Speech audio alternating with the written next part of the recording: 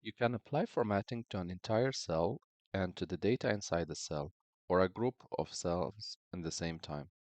One way to think of this is that the cells are the frame of a picture, and the picture inside the frame is the data. Let's begin by selecting a cell, and then go to the ribbon to select Change as a Bold. And in addition to that, you can change the font type and also the size.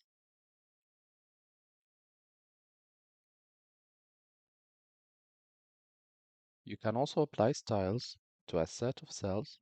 Begin by selecting the concerned cells, and under Styles, click on the types which suits you the most. This will change the style of the cells. Click on the little arrow on the right to navigate additional options. Once you've found what you want, click on it to be applied.